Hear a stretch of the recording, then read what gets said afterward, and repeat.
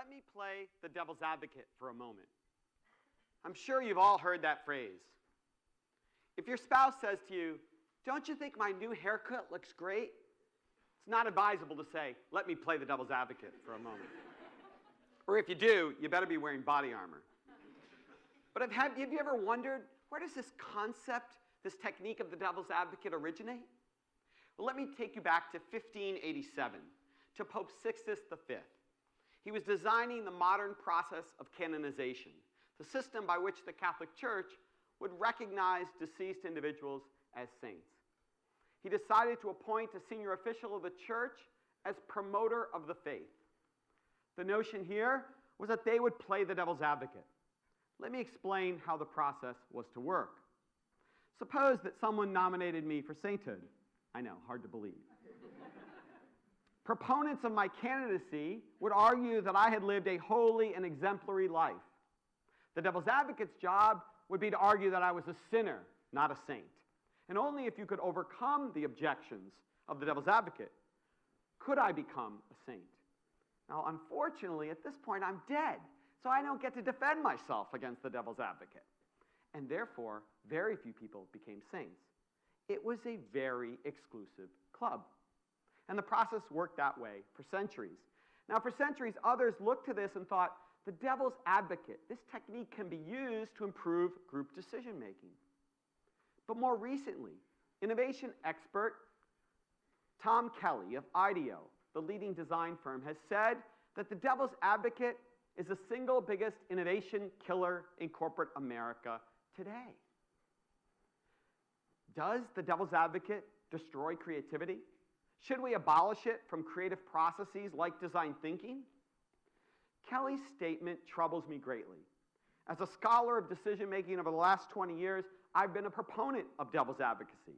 My research and the research of others shows that, in fact, this technique can improve the level of critical thinking and improve the level of quality of the decisions we make in all realms of life.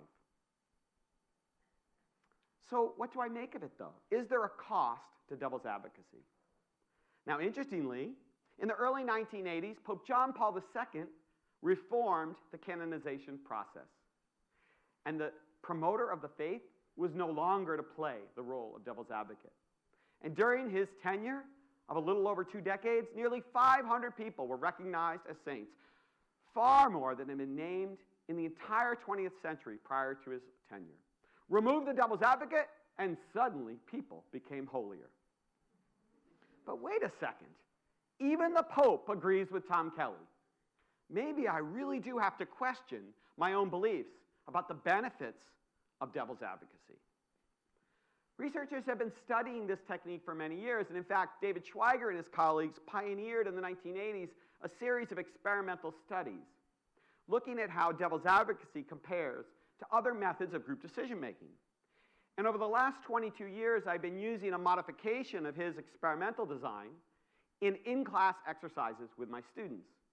We have them experience 2 methods for group decision-making. The first we'll call the consensus method. A group gathers in a collegial fashion. They're allowing each member to share their ideas freely, and they're trying to work together to come to some agreement, to some alignment as to the course of action they'd like to implement. On the other hand, in devil's advocacy, the team breaks into 2 subgroups. One subgroup proposes new ideas, solutions to whatever problem they've encountered, and the other subgroup's entire purpose and objective throughout the process is to play the devil's advocate, to critique those ideas, to find the weaknesses and the flaws. And through that give and take, they are to arrive at a decision. Now, interestingly, after the students experience these processes, I survey them. I ask them, as they did in the experimental studies, to evaluate the process that they've just experienced. And what do we find? Well, not surprisingly, there are far more disagreements when the devil's advocate is present. In fact, we find a higher level of what scholars call cognitive conflict, issue-oriented debate. And over time, scholars have found that higher levels of cognitive conflict mean we generate more alternatives, we probe our assumptions more carefully, we uncover hidden risks, and we make better decisions. But wait, look what the students say when asked, well, how good was the decision that you arrived at? They report that the consensus method leads to higher quality decisions. Oh my goodness. How do we reconcile, our hypotheses with what the students say?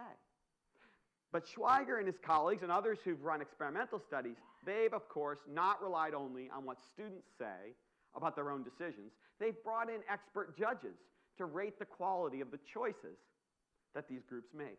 And the expert judges consistently, time and again, say that groups that use devil's advocacy make higher quality decisions. But why do the students say differently? Well, because if you experience a collegial, comfortable, friendly, harmonious process of consensus, you walk out of that meeting feeling really good, patting each other on the back and wanting to have a beer with one another. It doesn't mean you've made a good decision. In fact, you might have just experienced groupthink. The tension that comes with devil's advocacy sometimes makes you question whether you really made the right call. But actually, expert judges say you did. Now, not only does the experimental work and our in-class exercises reinforce the benefits of devil's advocacy, but there are many examples of leaders using devil's advocacy to make better decisions. Certainly in business, we hear leaders like Ori Hadami, the CEO of Israeli-based firm Mazer Robotics, talking about how he uses a devil's advocate on his team to protect against overly optimistic or rosy scenarios in their strategic planning. Or Bob Pittman, the founder of MTV, who will say to his team when they bring him a proposal, "What did the dissenter say?" And if they say to him, "Everybody's on board," he sends them out of his office. You haven't looked enough. You haven't found that other side. It's out there. Go find it. It will sharpen your ideas. But my favorite example of devil's advocacy comes from my study of the Cuban Missile Crisis. It's the fall of 1962, and John Kennedy discovers that the Soviets are working with the Castro regime to put in place nuclear missiles on the island of Cuba. And I had the opportunity to study this not just from the history books, but 13 years ago I spent a day with Robert McNamara, the Secretary of Defense for John Kennedy. He was 89 years old at the time, but sharp as a tack. And he described the role of two men during that crisis: Bobby Kennedy, the president's brother and attorney general, and Ted Sorensen, another special advisor. They were told to be the intellectual watchdogs throughout the process, the devil's advocates, to relentlessly pursue every issue, to make sure that they did not derive conclusions from superficial analysis. And McNamara said the devil's advocate was a crucial factor in not only getting them to a better solution, but in fact surfacing a key alternative that was not there in the beginnings of their discussion. It wasn't always comfortable, but he said, sometimes you have to force people to disagree to get to better ideas. So, the devil's advocate leads to better critical thinking, but does it lead to better creative thinking? Well, interestingly, in a recent New York Times article, Adam Grant of the Wharton School talked about how we raise our kids. He said, usually the advice we have for parents is teach your kids to get along with one another. But Grant said, no, we have to teach our kids to argue with one another, but to argue well. Why? He points to the remarkable creative accomplishments of dynamic duos like Lennon and McCartney, like Steve Jobs and Steve Wozniak, like the Wright brothers, and points to the tension that existed in those relationships. And he argues that out of that tension emerged creative breakthroughs. But wait a second. In design thinking, we teach people to brainstorm. And in the brainstorming process, we tell them, don't critique each other's ideas. Every idea is a good idea. Accept each other's ideas and build upon them. Don't say, yeah, but that won't work. Yeah, but we tried that before. Yeah, but we don't have the resources to do that. Instead, you should be like an improv comedian. You should say yes and. Accept their ideas and build upon them. But there have been critics of brainstorming, and they point in particular to a study by Charlene Nemeth. And they derive the following conclusion from her study. They say she found that arguing and debating leads to more creative ideas than brainstorming. But they're wrong. That's not actually what she found. What she actually found is that when the critique happens matters. That you need to brainstorm first and then argue. And if you combine the two in that order, you get the most creative ideas. So, it's not about whether or not to use the devil's advocate. It's when you use the devil's advocate. If you unleash the devil's advocate in the early stages of problem solving, what will happen? Well, one person's ideas will be critiqued, perhaps harshly. What will everyone else do? They'll self-censor. Well, I'm not putting my idea out there if other ideas just got obliterated. And so, all kinds of creative alternatives never surface. So it's not about whether or not to use the devil's advocate, it's when you use it. But more importantly, I found, it's also how you play the devil's advocate. In my research, I've noticed two patterns in terms of how we play the devil's advocate. I've done that by watching how management teams function in boardrooms around the world. And you really see two patterns.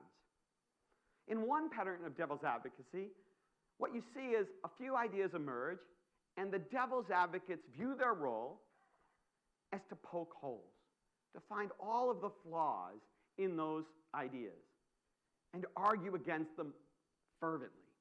And often the devil's advocates are taking a position of their own on the issues and putting forth that position by making loud and strident arguments. But there's another kind of devil's advocate, a much more productive one. This kind of devil's advocate sees an idea emerge and views their role as helping the group to generate new options. And how do they do that? Through the Socratic method.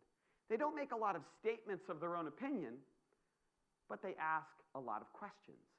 And as they ask those questions, new ideas pop up over time. They don't pretend to know everything. They acknowledge what they don't know. They're there to help the process and to enable the team to engage in more divergent thinking. They're not there to reject others' ideas. That kind of devil's advocate can be very productive and help unleash creative breakthroughs. So what do I conclude?